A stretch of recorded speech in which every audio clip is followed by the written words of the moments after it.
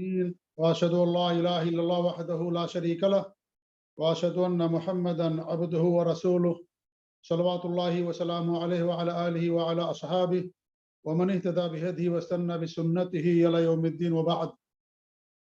قابل احترام معزز و مکرم سامعین و مشاہدین و مشاہدات، اللہ کے فضل و کرم اور اس کی توفیق سے یہ سلسلہ جو شروع کیا گیا تھا الحمدللہ جاری اور ساری ہے، اور اب باب و ترغیب فی مکارم الاخلاق، مکارم اخلاق کی رغبت دلانے والا جو باب ہے، اس کے تحت مصنف رحمۃ اللہ علیہ نے جو حدیثیں پیش کی ہیں ان حدیثوں کی شرح آپ کے سامنے کی جاتی ہے۔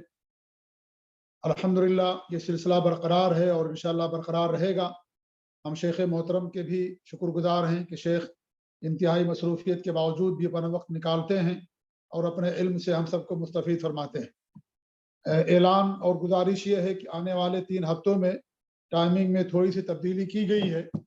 ابھی تک تو سعودی عرب کے 5 بجے سے ہوتا تھا، لیکن اب سعودی عرب کے ٹائم کے مطابق 5:10 سے 6:35 تک یہ پروگرام چلے گا، یعنی ٹوٹل 1 گھنٹہ 25 منٹ۔ اور انڈیا کے ٹائم کے مطابق 7:40 سے لے کر کے شام کے 7:40 سے لے کر کے رات 9:05 تک انشاءاللہ یہ درس چلے گا۔ تو ہمارے احباب جو شروع سے حاضر ہوتے ہیں بطور خاص، اللہ تعالیٰ ان کو اجر سے نوازے۔ اعلان ہے ان کے لیے کہ آنے والے 3 ہفتوں میں انشاءاللہ سعودی عرب کے ٹائم کے مطابق 5:10 سے 6:35 اور انڈیا کے ٹائم کے مطابق 7:40 سے 9:05 تک انشاءاللہ درس ہوا کرے گا۔ شیخ محترم تشریف لا چکے ہیں، اس لیے میں کچھ اور نہ مزید کہتے ہوئے شیخ سے بڑے ادب اور احترام کے ساتھ گزارش کرتا ہوں کہ شیخ اپنے درس کا آغاز فرمائیں۔ اللہ تعالی ہم سب لوگوں کو سننے زیادہ عمل کرنے کی توفیق دے۔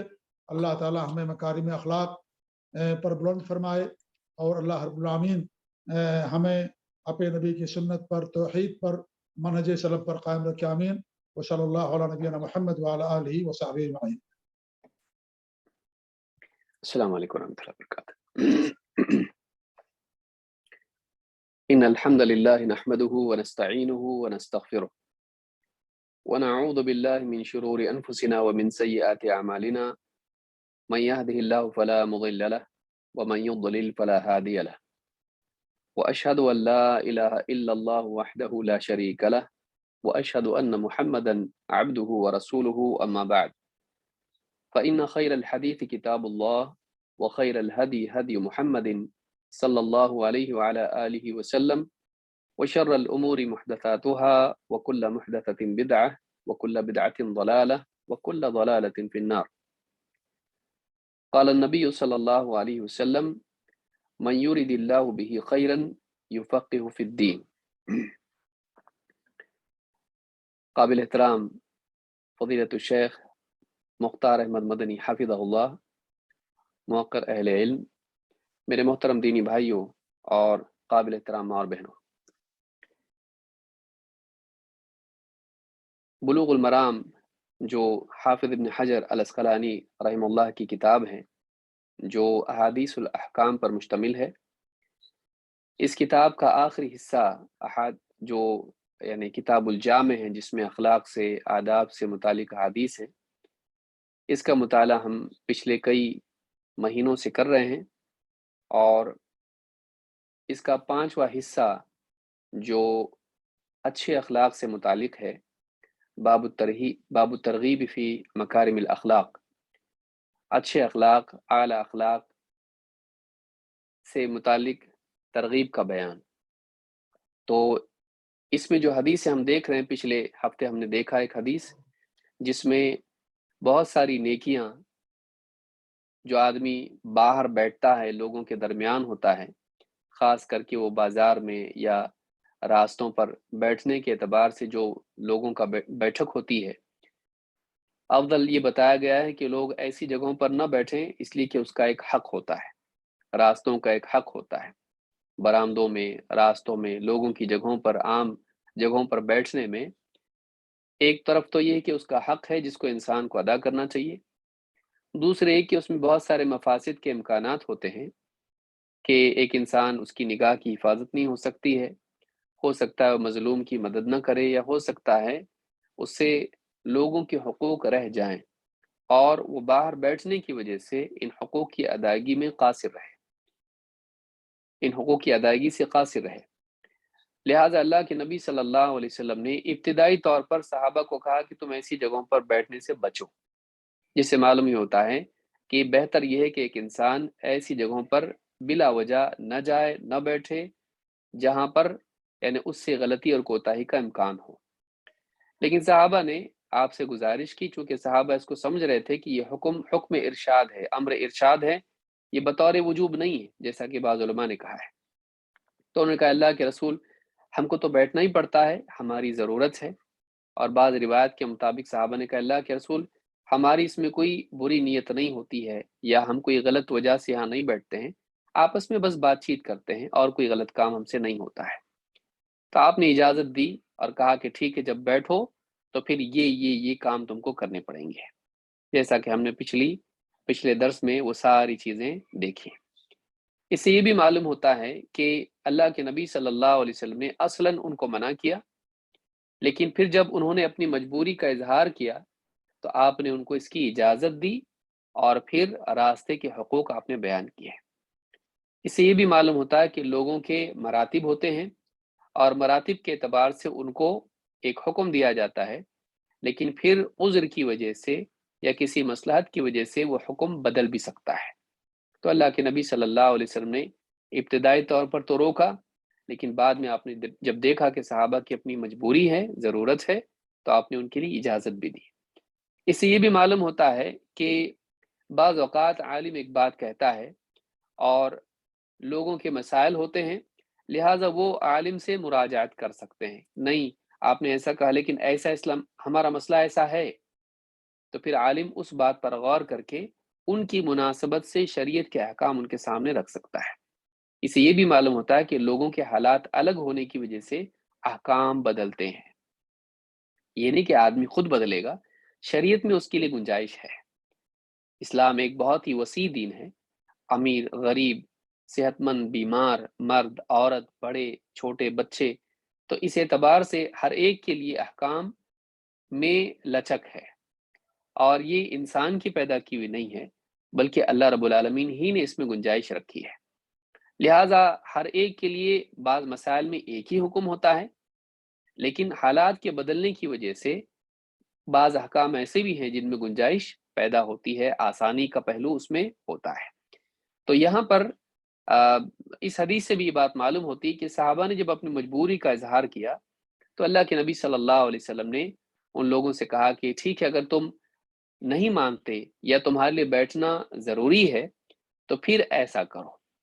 صحابہ کی طرف سے اس طرح سے کہنا نافرمانی نہیں تھا، بلکہ وہ جان رہے تھے کہ یہ امر اس میں ہمارے لیے مجبوری بھی ہے اور امر بھی وجوب کے لیے نہیں ہے، جیسا کہ شیخ عثیمین یا ابن حجر وغیرہ نے یہ بات کہی ہے۔ تو پھر اللہ کے نبی صلی اللہ علیہ وسلم نے ان کو اور رہنمائی دی۔ تو اس سے یہ بھی معلوم ہوتا ہے کہ عالم سے فتویٰ لینے کے وقت میں انسان مزید اور تفصیلات بیان کر سکتا ہے، مجبوریاں اپنی بیان کر سکتا ہے، حالات اپنی بیان کر سکتا ہے، اور بعض اوقات شریعت میں ان مجبوریوں کے لیے سہولت ہوتی ہے جو پہلے مرتبہ میں سوال پوچھنے میں نہیں سامنے آتی ہے، بعد میں سامنے آتی ہے۔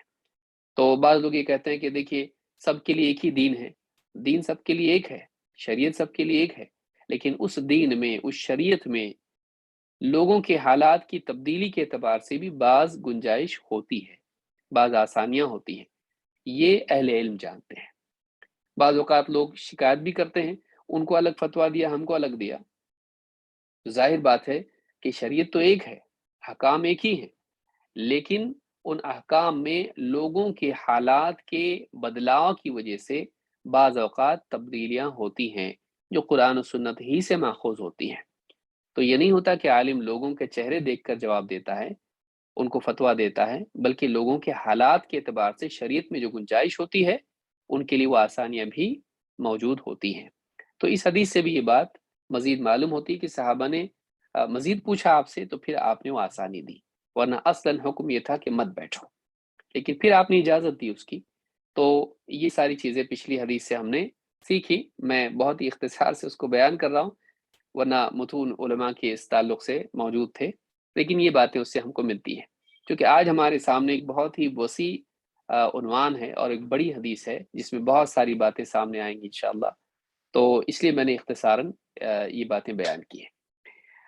آئیے آج ہم دیکھتے ہیں وہ حدیث جو تفقہ سے متعلق ہے، علم میں گہرائی سے متعلق ہے، جس کی دین میں بہت ضرورت ہے، انسان کے لیے اس کی بہت ضرورت ہے، اس کے عقیدے، اس کے منہج کی حفاظت کے لیے، یا اسی طرح سے حلال و حرام کی معرفت کے لیے، یا عبادات کی صحیح طور سے ادائیگی کے اعتبار سے۔ تو یہ اس باب کی حدیث نمبر 4 ہے۔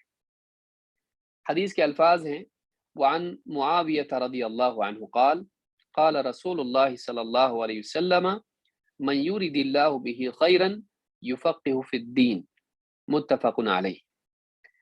معاویہ رضی اللہ تعالیٰ عنہ سے روایت ہے، کہتے ہیں، فرماتے ہیں کہ اللہ کے رسول صلی اللہ علیہ وسلم نے ارشاد فرمایا: من یرد اللہ بہ خیرا یفقہ فی الدین، اللہ تعالیٰ جس شخص کے ساتھ بھلائی کا ارادہ کرتا ہے، خیر کا ارادہ کرتا ہے، اسے دین میں تفقہ عطا فرماتا ہے، اسے دین میں گہری سمجھ عطا فرماتا ہے۔ اس حدیث کو امام البخاری و مسلم دونوں نے روایت کیا ہے۔ صحیح بخاری حدیث نمبر 71 اور صحیح مسلم حدیث نمبر 1037 یہ بہت ہی عظیم الشان حدیث ہے جو حضرت معاویہ رضی اللہ تعالیٰ عنہ نے روایت کی ہے، اور خود یہ ان کے فضائل میں شمار ہو سکتی ہے کہ اتنی عظیم الشان حدیث انہوں نے اللہ کے نبی صلی اللہ علیہ وسلم سے روایت کی اور لوگوں کے سامنے بیان کی ہے۔ اس حدیث میں دین میں تفقہ کی فضیلت بیان کی گئی ہے، اور آپ نے یہ بتایا کہ اللہ جس کے ساتھ بھلائی کا ارادہ کرتا ہے اسے دین کی گہری سمجھ عطا فرماتا ہے۔ اس سے بات معلوم ہوتی ہے کہ دنیا کے مال و دولت کے مقابلے میں دین کا صحیح فہم، دین کی صحیح انڈرسٹینڈنگ بہت بڑی نعمت ہے۔ تو یہاں پر آپ دیکھیں گے کہ اللہ کے نبی صلی اللہ علیہ وسلم فرما رہے ہیں کہ اللہ جس کے ساتھ بھلائی کا ارادہ کرتا ہے، من یرید اللہ بہ خیرا، یہ نہیں کہا کہ اسے مال دیتا ہے، اسے خوبصورتی دیتا ہے، اسے صحت دیتا ہے، اسے دنیا میں کوئی عہدہ دیتا ہے، بلکہ کہا کہ اسے دین کی گہری سمجھ عطا فرماتا ہے۔ اس سے دین کی گہری سمجھ کی اہمیت معلوم ہوتی ہے۔ اور آپ جانتے ہیں کہ اللہ رب العالمین نے قرآن کریم میں سب سے پہلی وحی جو نازل کی وہ بھی دین کی سمجھ یعنی علم سے متعلق تھی، جس سے دین کے علم کی اہمیت معلوم ہوتی ہے کہ دین کا صحیح علم انسان کو ملے اور اس علم کی صحیح سمجھ انسان کو ملے، یہ بہت بڑی نعمت ہے۔ کسی انسان کو اگر اللہ تعالیٰ نے دین کی گہری سمجھ عطا فرمائی ہے تو اس بات کی علامات میں سے ایک علامت ہے کہ اللہ تعالیٰ نے اس کے ساتھ خیر کا ارادہ کیا ہے۔ لیکن ایک انسان اگر دین سے دور ہے، دین کے علوم سے بیزار ہے، علم سے بھاگتا ہے، اور ایسا انسان دین میں تفقہ کو اچھا نہیں سمجھتا ہے یا اس کی قدر نہیں کرتا ہے، تو اس بات کی علامت ہے کہ اللہ تعالیٰ نے اس کے ساتھ خیر کا ارادہ نہیں کیا، جیسا کہ بعض اہل علم ابن حجر نے یا اسی طرح سے اور بھی علماء نے یہ بات کہی ہے۔ آئیے دیکھتے ہیں یہاں پر جو بات بیان ہوئی، یہ نہیں کہا گیا کہ اللہ اسے دین کا علم دیتا ہے، بلکہ خاص لفظ یہاں پر استعمال ہوا ہے، من یرید اللہ بہ خیرا یفقہ فی الدین، اسے دین میں فقہ عطا فرماتا ہے۔ تو سوال پیدا ہوتا ہے کہ واقعی فقہ کے معنی کیا ہے؟ بعد کے دور میں فقہ کے ایک مخصوص معنی ہو گئے کہ مسئلے مسائل کا علم، نماز کیسے پڑھنا، وضو کیسے کرنا، اور اس طرح سے پھر اس میں مسئلہ در مسئلہ اخذ کرنا، استنباطات، پھر فقہا کے، علماء کے فتوے، چاروں اماموں کے فتوے، اسی کو فقہ کہا جانے لگا کہ نماز میں ہاتھ کہاں رکھیں گے، اور رکوع کیسا کریں گے، سجدے کیسے کریں گے، نکاح کے مسائل، اور اسی طرح سے تجارت کے مسائل، امام ابو حنیفہ کا فتویٰ، امام مالک کا فتویٰ، امام شافعی کا فتویٰ، امام احمد بن حنبل رحمہ اللہ کا فتویٰ، تو یہ چاروں امام رحمہ اللہ ان کے فتاویٰ، بلکہ ان کے ماننے والے جتنے علماء ہوں یا عوام ہوں، ان لوگوں کی جو تحقیقات ہیں اور جو بھی اس مذہب کا فقہ کہلایا، ان کا جو اپنا یعنی وہ جس چیز کو مانتے ہیں وہ فقہ کہلایا، اور ایک خاص معنی میں وہ استعمال ہونے لگا۔ یہ حدیث اس کے بارے میں نہیں ہے، یعنی بعینی ہی اس بارے میں یہ حدیث نہیں ہے۔ حدیث کا ایک بہت وسیع معنی ہے، جو پورے دین کو شامل ہے، وہ کسی خاص مسلک اور مذہب سے متعلق نہیں ہے، بلکہ اس نعمت سے متعلق ہے جو ایک انسان کو اللہ کی طرف سے دی جاتی ہے۔ لہٰذا اس کو سمجھنا ضروری کہ واقعی فقہ کے معنی کیا ہے اور وہ دین کے کن شعبوں کو شامل ہے۔ کیا وہ صرف مسئلے مسائل سے جڑا ہوا ہے جو فقہی یعنی اعمال سے متعلق ہیں، ظاہری اعمال سے متعلق ہیں، یا پورے دین کو شامل ہے؟ الرازی کہتے ہیں، رازی یہ مختار الصحہ والے ہیں، کہتے ہیں الفقہ الفہم، فقہ کا لفظ عربی زبان میں کس معنی میں استعمال ہوتا ہے؟ مسائل کے نہیں، فقہ کا معنی عربی زبان میں ہوتا ہے فہم، انڈرسٹینڈنگ، سمجھ۔ اسی لیے آپ دیکھیں گے موسیٰ علیہ السلام نے اللہ تعالیٰ سے جب دعا کی، اس کو تھوڑا ہم تفصیل سے سمجھنے کی کوشش کریں گے اس حدیث کو، تاکہ کیونکہ دین کے بہت سارے معاملات اس پر ٹکے ہوئے ہیں اور بہت ساری غلط فہمیاں بھی جو ہیں اس سے جڑی ہوئی ہیں، تو واضح طور پر اس حدیث کو اور اس کی اہمیت کو سمجھنا ضروری ہے۔ موسیٰ علیہ السلام نے اللہ تعالیٰ سے دعا کی تو کہا، اللہ نے اس کو ذکر کیا قرآن کریم میں سورہ طٰہٰ میں، قال رب اشرح لی صدری ویسر لی امری واحلل عقدۃ من لسانی یفقہوا قولی۔ موسیٰ علیہ السلام نے بطور دعا اللہ تعالیٰ کے سامنے عرض کیا تو کہا، رب اشرح لی صدری، اے میرے رب میرے سینے کو کھول دے، میرے سینے کو میں یعنی کشادگی پیدا کر دے، میرا شرح صدر کر دے، ویسر لی امری، اور میرے کام کو جو دعوتی ذمہ داری ہے میرے کام کو میرے لیے آسان کر دے، واحلل عقدۃ من لسانی، اور میری زبان کی گرہ کو کھول دے، یفقہوا قولی، تاکہ وہ لوگ جن کے پاس میں دعوت لے کر جا رہا ہوں میری بات کو، میرے قول کو سمجھیں۔ یفقہوا قولی، تو یہاں پر یفقہوا جو ہے لفظ آیا ہے یہ لفظ فقہ سے جڑا ہوا ہے، تو کہا کہ وہ میری بات کو سمجھیں، تو یہاں پر بھی معنی ہے سمجھنے کے معنی اس میں ہوتے ہیں، تو یفقہوا قولی میری بات کو سمجھیں۔ یہاں پر ایک بات یہ ہے کہ آپ غور کریں اس آیت میں، موسیٰ علیہ السلام نے جب اللہ تعالیٰ سے دعا کی تو پہلے اپنے دل کے لیے کی، پھر اپنی زبان کے لیے۔ دائی کے لیے یہ بات یاد رکھنا ضروری ہے کہ اصل چیز یہاں ہے، یہ بات کی چیز ہے۔ آج عام طور سے جو ہمارے جس کو ہم دنیاوی اعتبار سے دعات بھی کہیں، واقعی دعات ہیں نہیں ہیں، اللہ ہم سب کو توفیق دے ہم دائی بن جائیں دین کے حقیقی معنوں میں، لیکن جو لوگ دین پر سٹیج پر بولنے والے یا یوٹیوب پر یا وہاں بولنے والے ہیں، ان کی زیادہ تر ان کی جو سوچ ہوتی ہے اور ان کی فکریں ہوتی ہیں وہ زیادہ تر زبان پہ ہوتی ہے۔ اسی لیے آپ دیکھیں کوئی کورس اگر کہیں کیا جائے تو جو طالب علم ہوتا پوچھتا کتنے دن میں بولنا آئے گا، کتنے دن میں ہم کو بولنا آئے گا، تقریر کرنا کتنے دن میں آئے گا۔ اصل تقریر کرنا نہیں ہوتا ہے، اصل اس علم کو سمجھنا ہوتا ہے، اور انسان کے سینے کا اس علم کی ذمہ داری کے لیے اور اس کے فہم کے لیے کھلنا، یہ اصل چیز ہے۔ موسیٰ علیہ السلام نے پہلے اپنے سینے کے لیے، اپنے قلب کے لیے دعا کی، اس کے بعد اپنی زبان کے لیے دعا کی، تو کہا کہ رب اشرح لی صدری، اے میرے رب میرے سینے کو اس حق کے لیے، اس ذمہ داری کے لیے، اس علم کے لیے کھول دے، ویسر لی امری، اور یہ جو دعوتی ذمہ داری میری ہے یہ بہت بڑی ذمہ داری ہے، تو میرے لیے اس کو آسان کر۔ تو موسیٰ علیہ السلام کی سوچ آپ دیکھیے کتنی اعلیٰ ہے کہ میں اس کا اہل نہیں ہوں، میں کمزور ہوں، کوتاہ ہوں، اے اللہ تو مجھ کو یہ کام میرے لیے آسان کر دے۔ یہ نہیں کہ میں بہت صلاحیت مند ہوں، یہ کام تو میرے بائیں ہاتھ کا ہے اور میں تو اس سے بھی بڑے بڑے کام کر سکتا ہوں، نہیں۔ دعوت کے میدان میں آدمی کہتا ہے کہ تو کوئی بہت بڑا کام نہیں ہے، میرے لیے بہت آسان ہے، نہیں۔ دعوتی ذمہ داری ایک بڑی ذمہ داری ہے، وہ ہابی نہیں ہے، وہ رسپانسبلٹی ہے، وہ ذمہ داری ہے، وہ شوق نہیں ہے کہ شوقیہ کام کوئی کر لے آدمی، تو یہ ویسا نہیں ہے، یہ بہت بڑی ذمہ داری ہے۔ تو اے اللہ تو میرے لیے اس کام کو آسان کر دے، ویسر لی امری، یہ مزاج دائی کا ہو کہ اللہ سے تیسیر کی دعا وہ کر رہا ہو، اور پھر اس کے بعد زبان کے لیے کہا واحلل عقدۃ من لسانی یفقہوا قولی، اے اللہ میری زبان کی گرہ کو میرے لیے کھول دے تاکہ وہ میری بات کو سمجھے۔ تو یہاں پر یفقہوا قولی سے بات سامنے آتی ہے کہ اس سے مراد، فقہ سے مراد فہم ہے، سمجھنا ہے، کہ میری بات کو سمجھے۔ سورہ طٰہ آیت نمبر 25 سے لے کے 28 تک آپ پڑھیں۔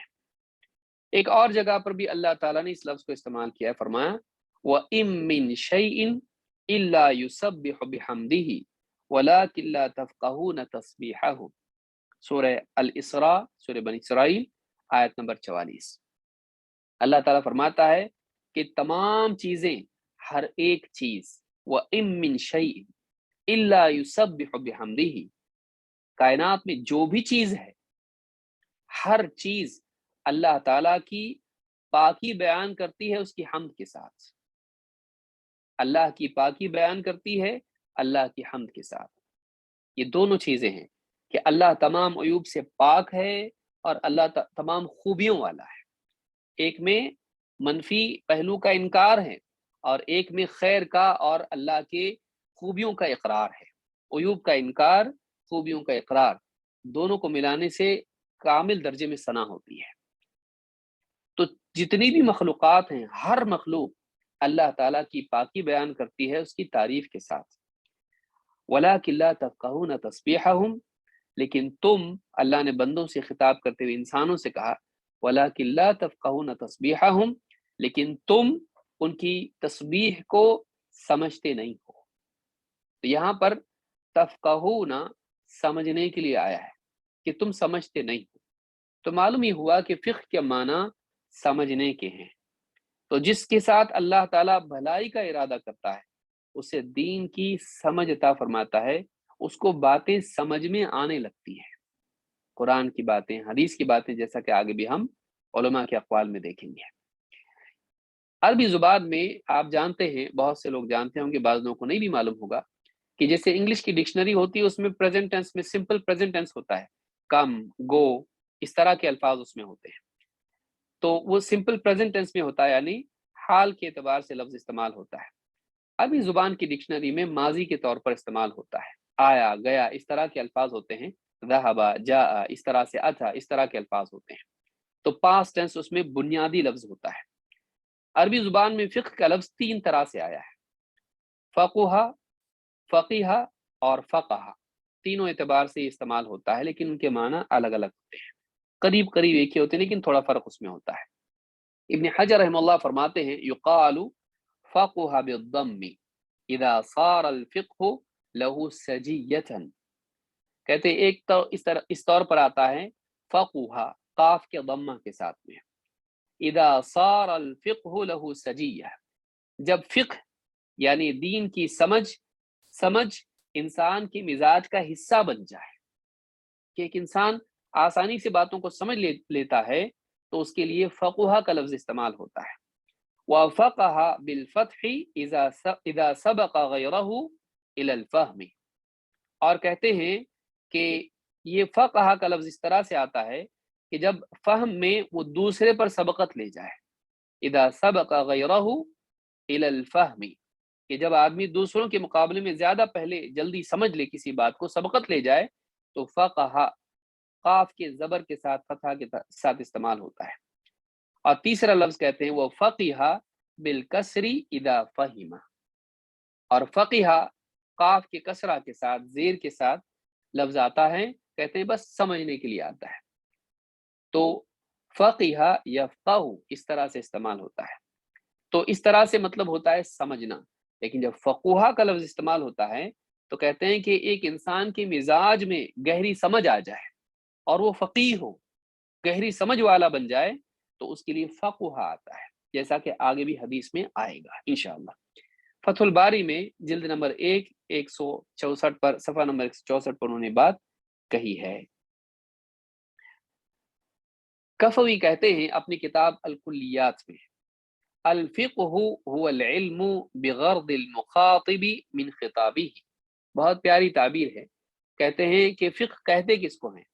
کہتے ہیں وہو العلم بغرض المخاطب من خطابہ، بولنے والا جو بات بول رہا ہے اس کے بولنے کا مقصد کیا ہے، مطلب کیا ہے، وہ کیا بولنا چاہ رہا ہے، اس کو جاننے کا نام فقہ ہے۔ بعض اوقات بولنے والا کچھ بولتا ہے اور سننے والا کچھ سمجھتا ہے، تو اس نے نہیں سمجھا بات کو، اور سننے کا فائدہ تبھی ہے جب سمجھنا ہو اس میں، اس کو یاد رکھیے۔ سننے کا فائدہ، واقعی فائدہ تب ہے جب آدمی بات کو بولنے والی کی مراد کے اعتبار سے سمجھے۔ اور اگر اس اصول کو یا اس تعریف کو سامنے رکھا جائے تو سمجھ میں آتا ہے کہ اکثر گمراہ فرقوں کی وجہ کیا ہے۔ اللہ نے جو بات کہی، رسول صلی اللہ علیہ وسلم نے جو بات کہی، اس کا مطلب کچھ ہے، بولنے والے نے کچھ کہا ہے، کہنے والے نے کچھ کہا ہے، لیکن پڑھنے والے نے، سننے والے نے کچھ اور ہی سمجھا اس سے۔ تو ساری گمراہیوں کی اور بگاڑ اور فساد کی جڑ جو ہے وہ یہ ہے کہ انسان اللہ اور اس کے رسول کا کلام ویسا نہ سمجھے جیسا کہ اللہ نے کہا، رسول نے کہا ہے۔ اللہ کی کیا مراد ہے اس میں، رسول کی کیا مراد ہے، یہ نہ سمجھے تو یہ آدمی نہیں سمجھا، اس نے غلط سمجھا، وہ جہالت میں مبتلا ہے اور وہ جہل مرکب ہے، وہ غلط کو صحیح سمجھ رہا ہے، وہ یہ سمجھ رہا ہے کہ اللہ اور اس کے رسول کی بات میں نے سمجھی لیکن اس نے نہیں سمجھی۔ لہٰذا کہتے ہیں کہ واقعی فقہ کس کو کہتے ہیں، سمجھنا، گہری سمجھ کس کو کہتے ہیں، وَهُوَ الْعِلْمُ بِغَرَضِ الْمُخَاطِبِ مِنْ خِطَابِهِ، کہ خطاب کرنے والے کی خطاب کی غرض کو جاننا، کیوں بولا، واقعی کیا بولا، اس کا مقصد کیا ہے بولنے کا، تو اس مقصد کو سمجھنا اور اس کے مطلوب اور اس کی غرض و غایت کو سمجھنا، یہ فقہ ہے۔ کتاب و سنت کی گہرائی کا علم، مقصود شریعت کے مقاصد کا علم، اس کی حکم کا علم، اس کی گہرائی کے ساتھ اس کی واقعی معرفت انسان کو ہونا، اس کو فقہ کہتے ہیں۔ الکلیات میں فقہ کے تحت انہوں نے بات کی، صفحہ نمبر 67 پر ہے۔ اسی لیے آپ دیکھیں گے کہ اسلامی تاریخ کا سب سے پہلا فرقہ کون؟ خوارج۔ ان کی گمراہی اور ان کے بگاڑ اور ان کے مفاسد اور ان کی برائیوں میں سے ایک برائی اللہ کے نبی صلی اللہ علیہ وسلم نے فرمائی تھی، کیا صفت ان کی بیان کی؟ یقرؤون القرآن لا یجاوز حناجرہم، وہ قرآن کو پڑھیں گے، معلوم ہے کہ علم کی کتاب، سب سے بڑی کتاب، سب سے اعلیٰ و اعظم کتاب، رب العالمین کی کتاب، پڑھنے کی توفیق تو ملے گی ان کو، پڑھیں گے وہ زبان سے۔ یقرؤون القرآن لا یجاوز حناجرہم، لیکن ان کے حلق سے وہ آگے نہیں بڑھے گا، یعنی وہ قرأت، وہ پڑھنا، وہ ان کے حلق سے آگے نہیں جائے گا۔ علماء نے کہا آگے نہیں جائے گا یعنی دل تک نہیں پہنچے گا، یعنی تجوید تو ان کی ہوگی، پڑھنا تو ان کو نصیب ہوگا زبان سے، لیکن دل سے اس کا فہم ان کو نصیب نہیں ہوگا۔ معلوم ہوا کہ صرف پڑھنا کافی نہیں ہے، علم کی کتاب کا سمجھنا ضروری ہے، اور اگر یہ نہ ہو تو انسان گمراہ ہو سکتا ہے، جیسا کہ سب سے پہلا فرقہ بلکہ سب سے بدترین فرقے کی علامات میں سے تھا، یہ بات تھی کہ وہ قرآن کو پڑھتے تھے لیکن سمجھتے نہیں تھے۔ ایک حدیث میں جس کو امام مسلم نے روایت کیا ہے کتاب الزکاہ میں، اللہ کے نبی صلی اللہ علیہ وسلم فرماتے ہیں یقرؤون القرآن یحسبون انہ لہم وہو علیہم، دیکھیے وہ قرآن کو پڑھیں گے خوارج، انشاءاللہ ان قریب یہ عنوان بھی دروس میں شروع ہوگا، پونا میں کورس ہوگا خوارج کے اوصاف، خوارج کے علامات اور ان کے تعلق سے انشاءاللہ اس میں مزید تفصیل سے بات آئے گی، جمعرات کی جو دروس ہوتے ہیں اس میں یہ ہوگا انشاءاللہ۔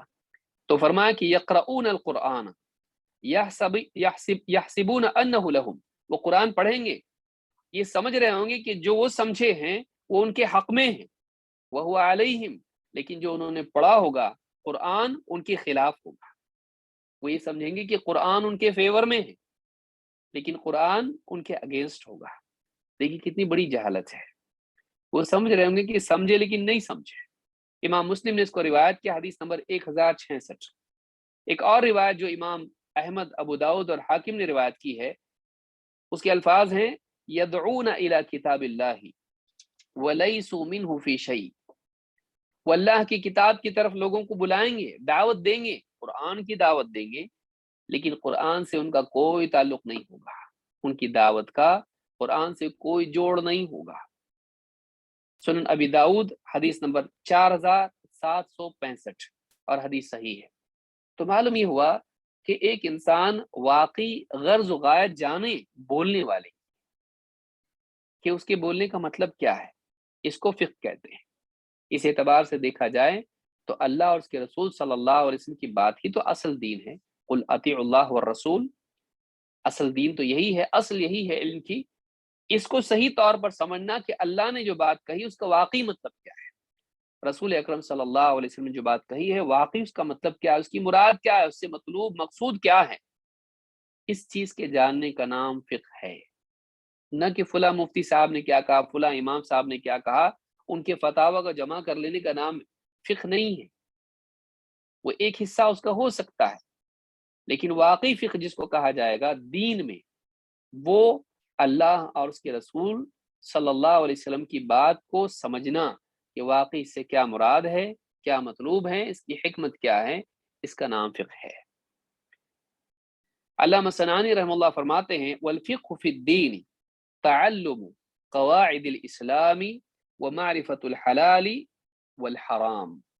سبل السلام میں جلد نمبر 2 صفحہ نمبر 688 پر کہتے ہیں کہ دین میں فقہ کا مطلب کیا ہے، دین میں فقہ سے مراد کیا ہے، کہتے ہیں اس سے مراد تعلم قواعد الاسلام، اسلام کے قواعد کو جاننا۔ اسلام میں کیا قواعد ہیں، چاہے اس کو آپ اصول کہیں، قواعد کہیں، اگرچہ علماء نے اس میں تفصیل اور تفریق کی ہے، اسلام میں کیا کیا قاعدے ہیں، ان قواعد کو جاننا کہ کوئی چیز کب حلال ہوتی ہے، کوئی چیز کب حرام ہوتی ہے، اور مجبوریوں میں کیا احکام ہیں، اور شریعت کے کیا مقاصد ہیں، اور تقدیم و تاخیر، ناسخ منسوخ وغیرہ جتنی بھی چیزیں ہیں، تو اسلام میں کیا قواعد ہیں، ان قواعد کو جاننا، اور حلال و حرام کو جاننا۔ اجمالی طور پر انہوں نے بتا دی کہ چیزیں یا تو حلال ہیں یا تو حرام ہیں، اور پھر اس کا قاعدہ کیا ہے، چیزیں یا تو حلال ہوں گی یا تو حرام ہوں گی، تو اس کے قواعد کیا ہیں؟ تو یہ کہتے ہیں کہ قواعد اسلام کا جاننا اور حلال و حرام کی معرفت رکھنا، اس کو فقہ فی الدین کہتے ہیں۔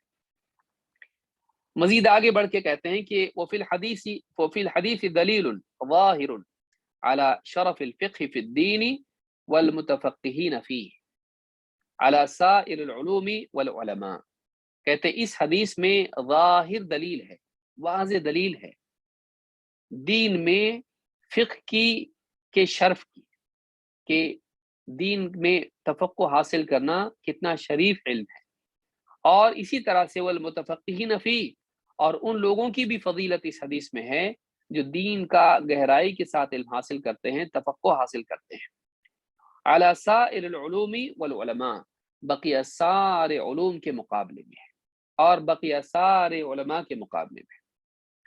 کوئی طب میں عالم ہے اور طب کا علم حاصل کر رہا ہے، کوئی ہے جو انجینئرنگ کر رہا ہے، کوئی کمپیوٹر کا علم حاصل کر رہا ہے، کوئی سائنس کا، کوئی جیوگرافی، اور کوئی اسٹرانومی، اور اس طرح کے سارے علوم ہیں، فزکس اور کیمسٹری اور بایولوجی، بہت سارے علوم ہیں، لیکن ان سارے علوم میں سب سے بڑھ کر اگر کوئی علم ہے تو وہ دین کا علم ہے، اور دین میں گہری سمجھ حاصل کر لینا، تو سارے علوم میں سب سے بڑھ کر یہ علم ہے۔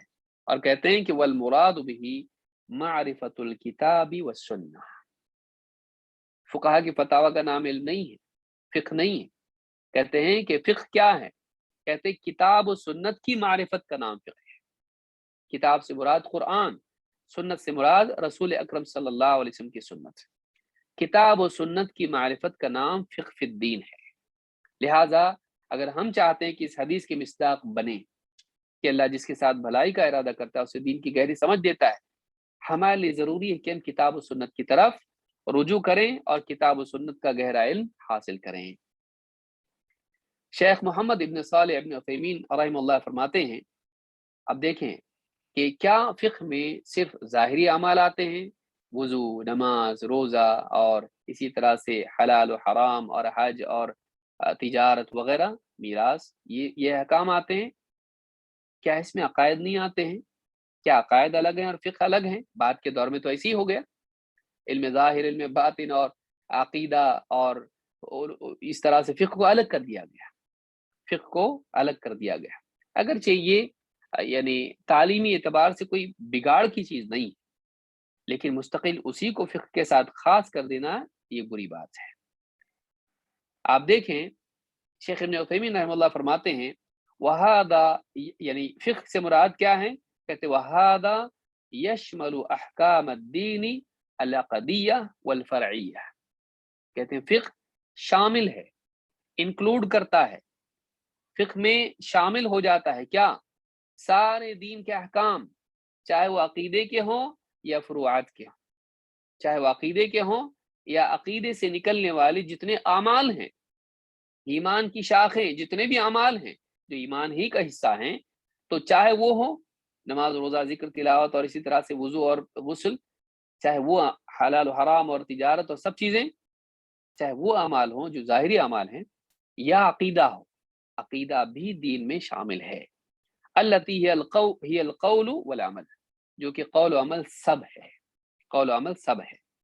بل الفقہ فی الدین المتعلق باعمال القلوب واحوال القلوب هو الفقہ الاکبر، کہتے بلکہ دین میں فقہ متعلق ہے قلوب کے اعمال و احوال سے بھی، اور وہ فقہ اکبر ہے، جو کہ فقہ اکبر ہے۔ قلوب والے اعمال ان کی اہمیت دین میں زیادہ ہے، اللہ پر یقین، اللہ پر توکل، اللہ سے امید، اللہ کا خوف، اللہ کی خشیت، اللہ کی تعظیم، خشوع، اللہ سے محبت، اللہ تعالیٰ سے ڈرنا، یہ ساری جتنی بھی چیزیں ہیں، یہ ساری چیزیں کیا ہیں؟ قلوب کے اعمال ہیں۔ تو کیا فقہ ان کے بارے میں نہیں ہے؟ ان کے بارے میں من باب اولا ہے، اس لیے کہ دل کی اصلاح اعضاء کی اصلاح پر مقدم ہے۔ یوم لا ينفع مال ولا بنون الا من اتى اللہ بقلب سلیم، وہ دن قیامت کا دن، اس میں نہ مال کام آئے گا نہ اولاد، ہاں مگر یہ کہ آدمی سلامت دل لے کر آئے، یعنی جس کا دل بیماریوں سے سلامت ہو، کفر کی بیماری سے، شک کی بیماری سے، نفاق کی بیماری سے، اسی طرح سے حسد کی، کینہ کپٹ کی، اور اسی طرح سے حرص کی، اور بہت ساری بیماریاں۔ تو قلوب کے امراض کی اصلاح زیادہ مقدم ہے، لہٰذا قلوب والے اعمال جو اللہ کو پسند ہیں یہ زیادہ مقدم ہے، جن میں ایمان ہے، جن میں ایمان ہے من باب اولا ساری چیزوں پر مقدم ہے، جن میں توحید ہے، اس کا مقام کیا ہے؟ دل ہے۔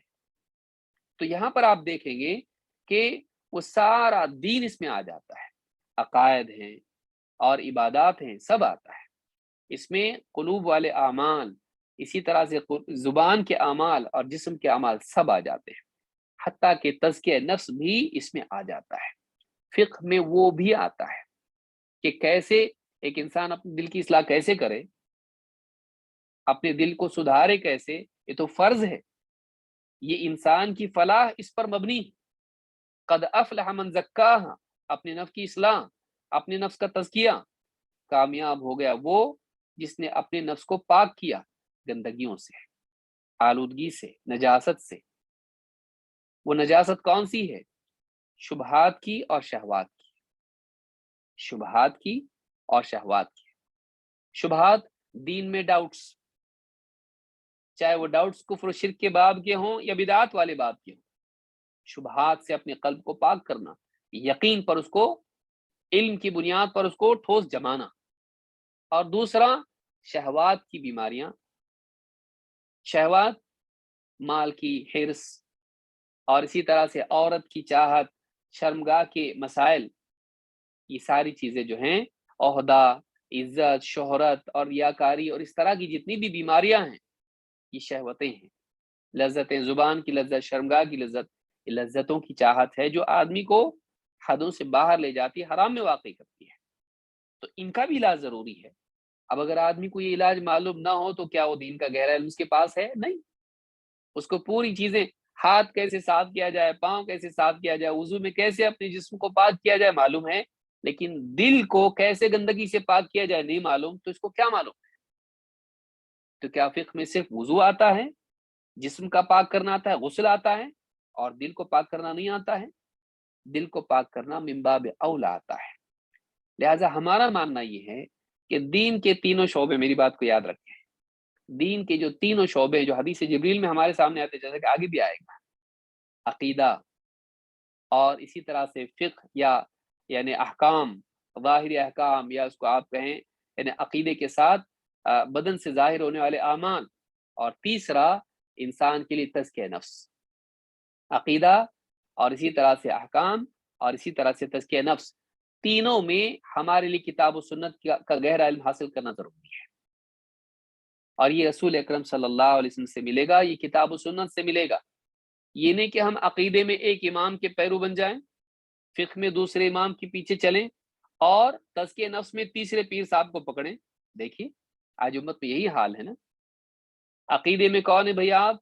اشعری کے ماتریدی ہیں، بھئی ہم ماتریدی ہیں، اچھی بات ہے۔ فقہ میں آپ کیا ہیں؟ فقہ میں 4 امام ہمارے ہیں، چاروں میں سے ایک ہے۔ کون ہے؟ حنفی، شافعی، حنبلی، مالکی، ان میں سے ہم ایک ہیں۔ کون ہے آپ؟ میں فلاں ہوں، میں حنفی ہوں۔ ماتریدی ہے تو حنفی یہاں پر ہے۔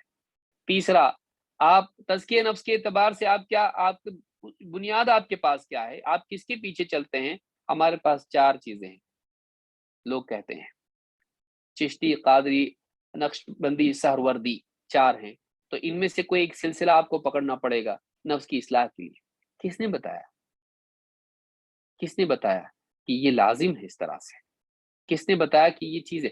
ہماری دعوت یہ ہے کہ ہم تینوں معاملات میں، عقیدہ ہو یا فقہی جس کو فقہ آج کہا جاتا ہے، ظاہری اعمال جس کو آپ کہیں نماز وغیرہ جتنی چیزیں ہیں، ان میں، احکام میں، اور اسی طرح سے تزکیہ نفس میں، تینوں میں رسول اکرم صلی اللہ علیہ وسلم کی طرف رجوع کرتے ہیں۔ تینوں میں ہمارے امام محمد صلی اللہ علیہ وسلم ہے، تینوں میں ہمارے لیے اسوہ رہبر محمد صلی اللہ علیہ وسلم ہے۔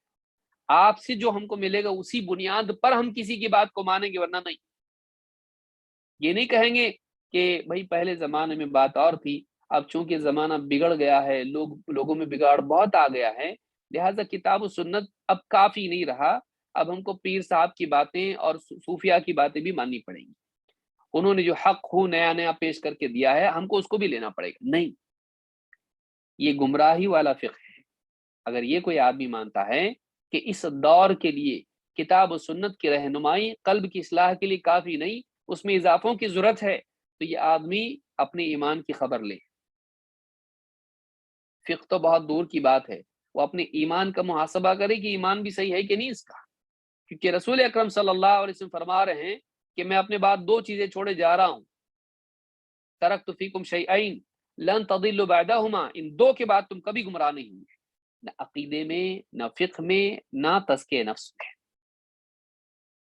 وَلَن يَتَفَرَّقَا حَتَّى يَرِدَ عَلَيَّ الْحَوْض، اور یہ دونوں الگ نہیں ہوں گے یہاں تک کہ حوض پر مجھ سے ملیں، مجھ پر پیش کیے جائیں۔ معلوم ہے کہ قیامت تک کتاب و سنت باقی رہیں گے، اور مسلمانوں کو اسی سے اپنے مسائل حل کرنے پڑیں گے، چاہے عقیدے کے ہوں، چاہے اعمال کے ہوں، چاہے وہ تزکیہ نفس کے ہوں، اصلاح نفس کے ہوں۔ تو یہ بات یاد رکھنا ہے، شیخ ابن عثیمین نے کہا کہ اس میں سب آتا ہے، اس میں عقیدہ بھی آتا ہے، فرعی احکام بھی آتے ہیں، قول بھی آتا ہے، عمل بھی آتا ہے، اور قلوب کے اعمال بھی اس میں آتے ہیں، اعمال قلوب کے اور احوال قلوب کے، سب کچھ اس میں آتا ہے۔ یہ نہیں کہ ہم کہیں کہ کشف و منامات ایک الگ چیز ہے، بھائی علم ظاہری ایک ہے، شریعت، حقیقت، طریقت، یہ سب الگ الگ ہے، اور وہ کتاب و سنت میں نہیں ملتا، ہم کو باہر سے لینا پڑتا، یہ گمراہی ہے۔ جو بھی ہے اگر اس کا مدار کتاب و سنت پر ہے تو ٹھیک، ورنہ نہیں۔ شیخ عبداللہ البسام کہتے ہیں بلوغ المرام کی شرح توضیح الاحکام میں، کہتے ہیں کہ هذا الحدیث دلیل علی عظمت الفقہ فی الدین، یہ حدیث دلیل ہے دین میں فقہ کی عظمت کی، کہ دین میں فقہ کتنا اہم ہے۔ الذی یشمل اصول الایمان و شرائع الاسلام، جو کہ حدیث اس میں شامل ہے، اس حدیث کے انڈر میں آتا ہے، فقہ کے انڈر میں سب کچھ آ جاتا ہے۔ کیا؟ الذی یشمل اصول الایمان و شرائع الاسلام، کہ ایمان کے اصول، ایمان کی بنیادیں اور شریعت کے تفصیلات، اسلام کی شریعت، یہ ساری کی ساری اس حدیث کے ضمن میں، فقہ کے ضمن میں آ جاتی ہے۔ وحقائق الاحسان، اور احسان کی حقیقت اس میں شامل ہے، اس فقہ کے اندر میں آ جاتی ہے۔ ومعرفت الحلال والحرام، اور حلال و حرام کی معرفت بھی اس میں آتی ہے۔ فإن الدین یشمل هذه الامور الہامۃ العظام كلها، کہتے ہیں کہ اس لیے کہ دین ان یہ سارے عظیم الشان اور اہم ترین سارے امور کو شامل ہے۔ دین میں سب آتا ہے، عقیدہ بھی آتا ہے، فقہ بھی آتا ہے، اور احسان یا تزکیہ نفس بھی آتا ہے۔ فإن جبریل لما سأل النبی صلی اللہ علیہ وسلم عن هذه القواعد وأجابه عنها قال هذا جبریل اتاکم یعلمکم دینکم۔ اس لیے کہ جب حضرت جبریل طالب علم بن کر آئے، سائل بن کر آئے، اور اللہ کے نبی صلی اللہ علیہ وسلم سے 3 بنیادی سوال پوچھے اور بعض ضمنی سوالات پوچھے، تو 3 سوالات کون سے تھے؟ مجھے اسلام کے بارے میں بتائیے، مجھے ایمان کے بارے میں بتائیے، اور مجھے احسان کے بارے میں بتائیے۔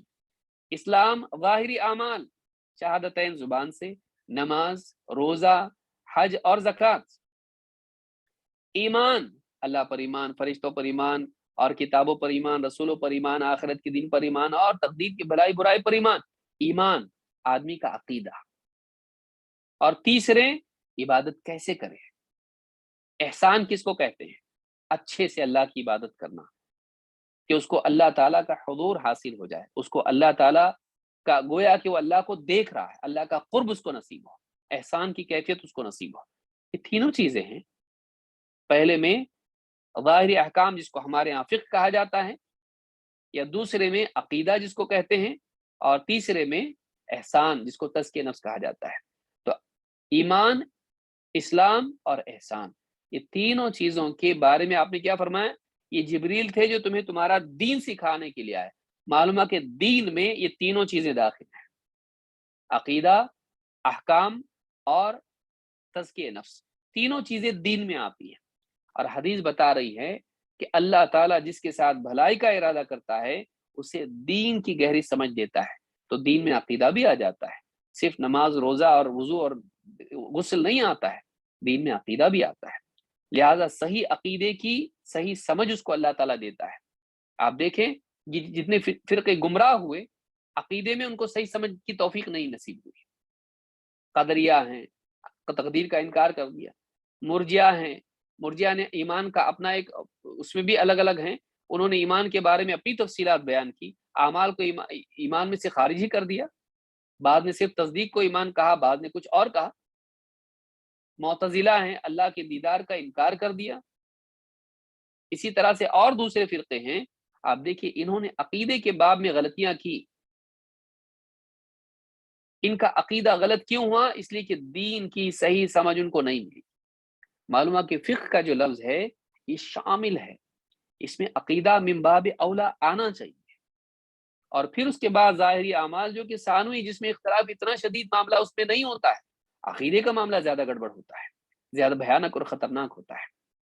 لہذا عقیدہ اور اسی طرح سے اعمال اور پھر احسان یا تزکیہ نفس، یہ تینوں دین میں شامل ہے۔ لہذا جس کو دین کی گہری سمجھ ملی کا مطلب یہ ہے کہ اس کو ان تینوں چیزوں کی سمجھ ملی، یہ تینوں چیزیں اس میں شامل ہیں۔ اس لیے کہ حدیث جبریل میں دین میں ان تینوں چیزوں کو شامل کیا گیا ہے، اور یہ بہت بڑی نعمت ہے۔ اللہ تعالیٰ قرآن کریم میں فرماتا ہے یؤتی الحکمت من یشاء ومن یؤت الحکمت فقد اوتی خیرا کثیرا وما یذکر الا اولو الالباب۔ سورہ البقرہ آیت نمبر 269۔ فقہ کو حکمت بھی کہا جاتا ہے، گہری سمجھ، وزڈم جس کو ہمارے ہاں کہتے ہیں۔ اللہ تعالیٰ فرماتا ہے اللہ تعالیٰ جس کو چاہتا ہے حکمت عطا فرماتا ہے، اور جسے حکمت دی گئی اسے بہت زیادہ خیر دی گئی۔ وہاں بھی آپ دیکھیے کیا کہا گیا، اللہ جس کے ساتھ خیر کا ارادہ کرتا ہے اسے دین کی گہری سمجھ دیتا ہے۔ یہاں کیا کہا، اللہ جس کو حکمت دیتا ہے، اللہ جس کو چاہتا ہے حکمت دیتا ہے، مطلب سب کو نہیں ملتی ہے، یا علی مطلق حکمت سب کو نہیں ملتی، یعنی گہری کامل درجے میں سب کو نہیں ملتی ہے، کچھ لوگوں کو ملتی ہے۔ پہلے مرتبے میں انبیاء کو ملتی ہے جو کہ واقعی اس کے مستحق ہوتے ہیں۔ یؤتی الحکمت من یشاء ومن یؤت الحکمت فقد اوتی خیرا کثیرا، اور جس کو حکمت دی گئی اسے بہت زیادہ خیر عطا کی گئی۔ وما یذکر الا اولو الالباب، اور نصیحت تو وہی لوگ قبول کرتے ہیں جو عقل والے ہیں۔ صرف نصیحت کرنے کے لیے عقل نہیں چاہیے، نصیحت ماننے کے لیے بھی عقل چاہیے۔ اسی لیے بہت سارے نادان لوگ، ان کو لاکھ نصیحت آپ کرو، سر پٹکو ان کے سامنے، آپ کی بات وہ نہیں مانیں گے، نہیں میں صحیح آپ غلط. کیوں؟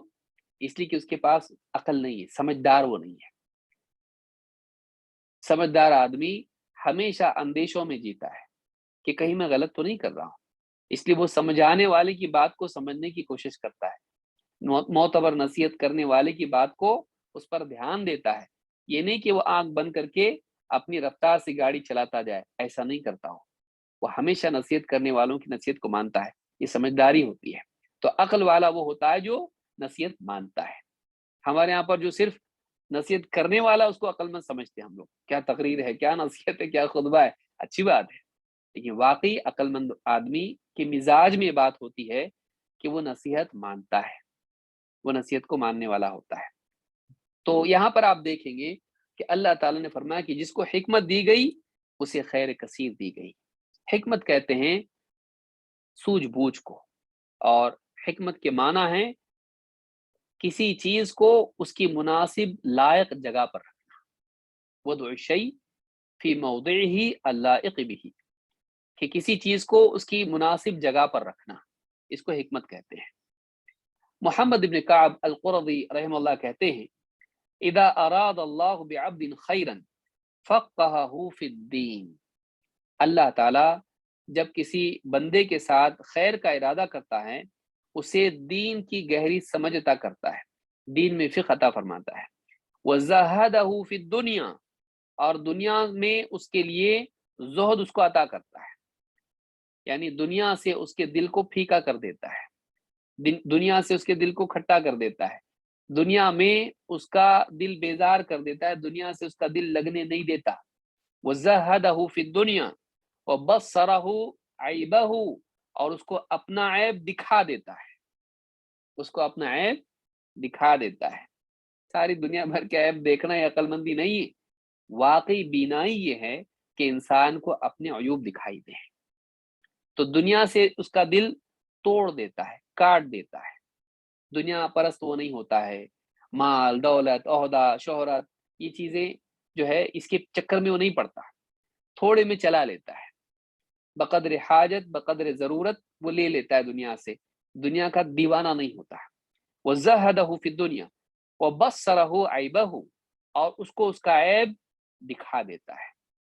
انسان کا اپنے عیوب کو جاننا یہ بہت بڑا علم ہے، یہ بہت بڑا علم ہے. یہ ایسا علم ہے جو جہنم سے بچائے گا.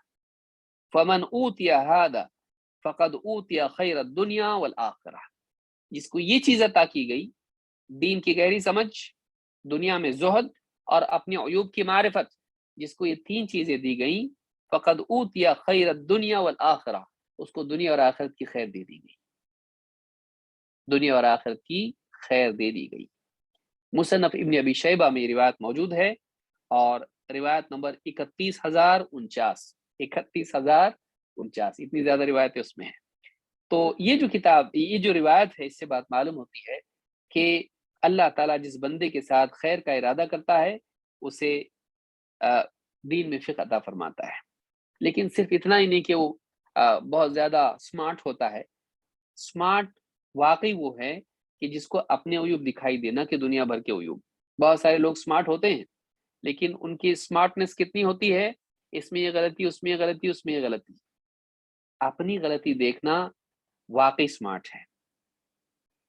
یہ آدمی ایکسیڈنٹ سے بچتا ہے، ورنہ وہ گاڑی غلط جا رہی، یہ غلط جا رہی، اپنی گاڑی غلط جا رہی نہیں دیکھ رہا ہو، گڑھے میں جائے گا سیدھا. کیا فائدہ ہوا سمارٹ ہو کے گڑھے میں پہنچا نہ تو. تو ایسا سمارٹ کچھ کام کرنی جو دوسروں کو بچائے اور خود گڑھے میں گرے. اپنے عیوب کو دیکھنا یہ زیادہ ضروری ہے، اور اس کا آدمی مکلف ہے. کو انفسکم و اہلیکم نارا. علی کل حال فقہ کے بارے میں یہ بھی ہے کہ فقہ وہبی اور کسبی دونوں ہوتا ہے. پچھلے اس میں آپ نے دیکھا روایت میں کہ اللہ دیتا ہے، حکمت اللہ عطا کرتا ہے. تو معلوم ہوا کہ گہری سمجھ جو دین کی ہوتی ہے یہ اللہ کی طرف سے بھی عطا ہوتی ہے. اسی لیے اللہ کے نبی صلی اللہ علیہ وسلم نے ابن عباس کے لیے اسی چیز کی دعا کی ہے. آئیے اس روایت کو بھی دیکھتے ہیں. ابن عباس رضی اللہ تعالیٰ عنہ کہتے ہیں ان النبی صلی اللہ علیہ وسلم دخل الخلاء، اللہ کے رسول صلی اللہ علیہ وسلم بیت الخلاء میں گئے، داخل ہوئے. فوضعت له وضوءا، تو میں نے آپ کے لیے وضو کا پانی رکھا۔ وضو واو کے فتحہ کے ساتھ میں اس پانی کو کہتے ہیں جس سے انسان وضو کرتا ہے، وضو ضمہ کے ساتھ ہوتا ہے پیش کے ساتھ، اور وضو زبر کے ساتھ ہوتا ہے جو پانی کو کہتے ہیں، ہمارے یہاں وضو ہی کہتے ہیں اس کو، حالانکہ وہ وضو ہے۔ عمل کو وضو کہتے ہیں اور پانی کو وضو کہتے ہیں۔ کہتے ہیں کہ فوضعت له وضوءا، تو میں نے آپ کے لیے باہر وضو کا پانی رکھا۔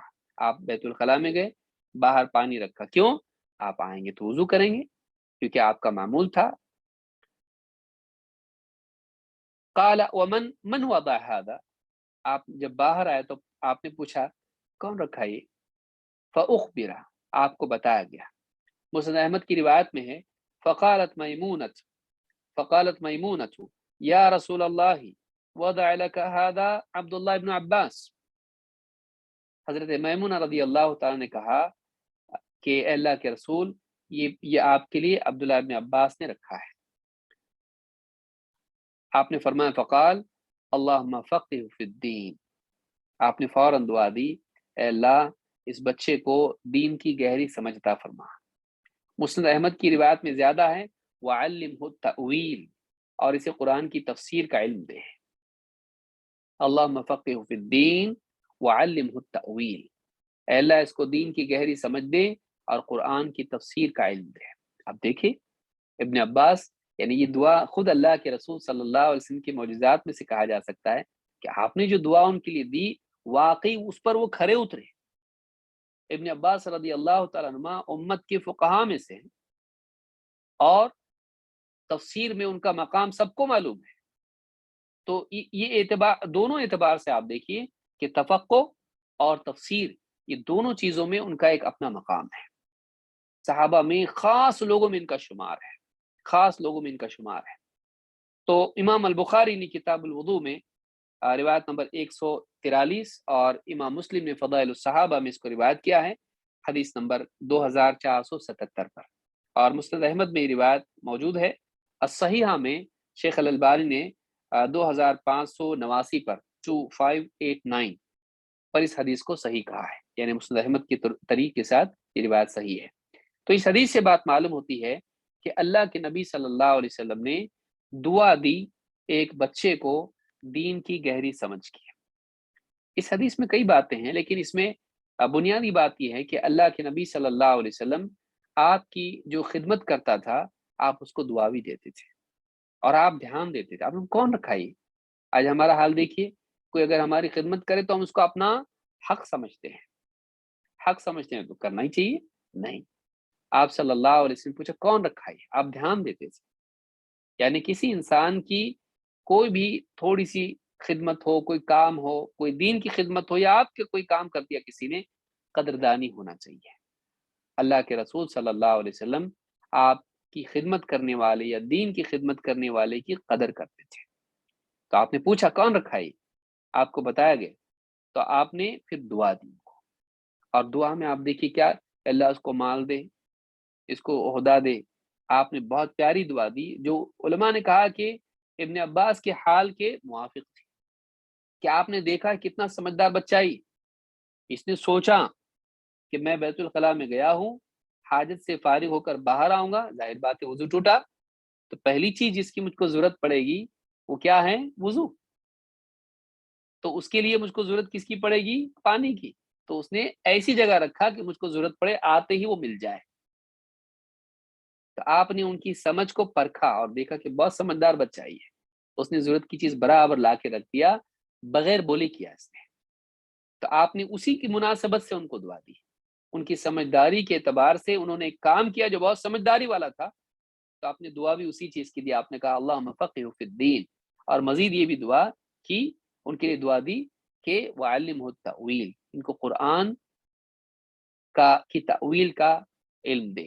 حکمت کیا ہے؟ چیز کو اس کی مناسب جگہ پر رکھنا۔ ابن عباس نے مناسب جگہ پر پانی رکھا، مناسب وقت پر رکھا، مناسب جگہ پر رکھا، یہ خود حکمت ہے۔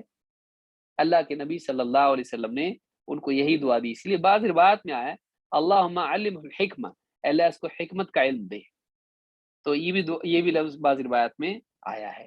تو یہ بہت پیاری حدیث ہے جس سے معلوم ہوتا ہے کہ بچوں کو بھی دعا دینا چاہیے. بچے کچھ کام کرتے ہیں تو ان کو دعا دینا چاہیے، اس سے ان کی حوصلہ افزائی بھی ہوتی ہے، اور معلوم نہیں آپ کی دعا یعنی بعینی ہی قبول ہو جائے اور اللہ وہی اس کو عطا فرما دے. سوچیے،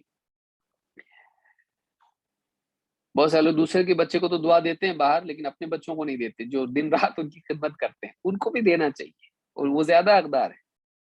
باہر تو بہت بڑا بن کے دعا دے کے گھر میں دعا دے اپنے بچوں کو. تو یہ معلوم ہوا کہ یعنی حکمت جو ہے یہ اللہ کی طرف سے عطا ہوتی ہے، تفقہ فقہ اللہ کی طرف سے عطا ہوتا ہے. تو کیا ہم سیکھے نہیں اس کو؟ کیا سیکھنے سے بھی آتا ہے؟ ہاں. ایک پہلو اس کا یہ ہے کہ انسان کو اللہ کی طرف سے ملتا ہے، اور دوسرا پہلو اس کا یہ ہے کہ ہم کو اس کو سیکھنا بھی چاہیے. ویسے ہی جیسے ہدایت اللہ سے مانگنی بھی چاہیے، اللہ دیتا ہے ہدایت، لیکن ہدایت کے لیے ہدایت والا علم بھی حاصل کرنا چاہیے. والذی ارسل رسولہ بالہدی ودین الحق، کہ وہی اللہ ہے جس نے اپنے رسول کو بھیجا ہدایت اور دین حق کے ساتھ. ہدایت سے مراد کیا ہے؟ علماء نے کہا، ابن کثیر اور بہت سے علماء نے کہا ہدایت سے مراد علم نافع ہے. تو اس علم نافع کے ساتھ اللہ نے اپنے رسول کو بھیجا جو دین کا علم ہے. تو ہدایت اللہ سے ہم مانگتے ہیں لیکن ہدایت کا علم حاصل بھی کرتے ہیں. تو ایک عطائی بھی ہے اللہ کی طرف سے، اور ایک کسبی ہے، ہم کو حاصل کرنا پڑے گا اس کو. اس علم کو جب حاصل کریں گے، اس پر عمل کریں گے، تو اللہ تعالیٰ اور ہدایت دے گا. وَيَزِيدُ اللَّهُ الَّذِينَ اهْتَدَوْا هُدًى، کہ اللہ تعالیٰ ہدایت پر عمل کرنے والوں کی ہدایت کو اور بڑھاتا ہے. تو تفقہ کے لیے کوشش بھی کرنا چاہیے، یعنی نصوص کو معلوم کرنا اور ان میں غور و فکر کرنا، اور اہل علم نے جو اس پر گفتگو کی ہے، جو ہم سے زیادہ سمجھدار تھے، اس کو بھی سمجھنے کی کوشش کرنا، اس سے استفادہ کرنا. آئیے دیکھتے اس بارے میں کیا دلیل ہے. اللہ کے نبی صلی اللہ علیہ وسلم فرماتے ہیں، یا ایھا الناس انما العلم بالتعلم والفقه بالتفقه ومن يرد الله به خيرا يفقهه في الدين وانما يخشى الله من عباده العلماء. امام الطبرانی نے الکبیر میں اس کو روایت کیا ہے. صحیح ترغیب میں حدیث نمبر 67 پر، اور الصحیحہ میں جلد نمبر 1 صفحہ نمبر 672 پر شیخ الالبانی کہتے ہیں اس کی سند حسن لغیرہ ہے. اس کی سند کیا ہے؟ حسن لغیرہ، یعنی حسن درجے کی روایت ہے. تعدد طرق سے یہ حدیث حسن درجے کو پہنچتی ہے. حدیث کے الفاظ کیا ہیں؟ یا ایھا الناس، اے لوگو، انما العلم بالتعلم، علم تعلم سے آتا ہے، علم سیکھنے سے آتا ہے. والفقہ بالتفقہ، اور دین کی گہری سمجھ اس سمجھ کے حاصل کرنے سے، سیکھنے سے آتی ہے. ومن یرد اللہ بہ خیرا یفقہہ فی الدین، اور اللہ جس کے ساتھ خیر کا ارادہ کرتا ہے اسے دین کی گہری سمجھ عطا فرماتا ہے. آپ دیکھیں دونوں چیزوں کو جمع کیا. علم سیکھنے سے آتا ہے، دین کی گہری سمجھ غور و فکر کرنے اور سوجھ بوجھ حاصل کرنے سے آتی. تو یہ عمل ہے جس کا مکلف بندہ ہے، تو اس کو خود کوشش کرنی پڑے گی دین کو سیکھنے اور سمجھنے کی، علم حاصل کرنے، اور اس علم کا واقعی معنی کیا ہے اس کو سمجھنے کے لیے تجھ کو محنت کرنی پڑے گی. جیسے صحابہ تھے، حدیث سنی مطلب بھی پوچھتے تھے، قرآن کی آیت سنی معنی اس کے معلوم کرتے تھے. تو گہرا علم، اس کی واقعی سمجھ معلوم کرنے کی کوشش کرنا، پوچھنا. فَإِنَّمَا شِفَاءُ الْعِيِّ السُّؤَالُ، جاہل کی جہالت کا علاج سوال پوچھنا ہے. تو علماء سے، اہل علم سے پوچھے کہ واقعی اس کا مطلب کیا ہے. تو تفقہ ایک طرف تو سیکھنے سے آتا ہے، لیکن مزید آگے کیا کہا؟ اور اللہ جس کے ساتھ بھلائی کا ارادہ کرتا ہے اسے دین کی گہری سمجھ عطا فرماتا ہے. تو اس کی نسبت اللہ کی طرف بھی کی گئی اور بندے کی طرف بھی کی گئی کہ تو کوشش بھی کر اور اللہ عطا بھی کرتا ہے. جب بندہ محنت کرتا ہے تو اللہ اس کی محنت کے بدلے، اس کے عمل کے بدلے، اللہ تعالیٰ اس کو مزید دین کا شعور اور گہری سمجھ عطا کرتا ہے. لیکن اخیر میں ایک اور بات کہی، کیا کہا؟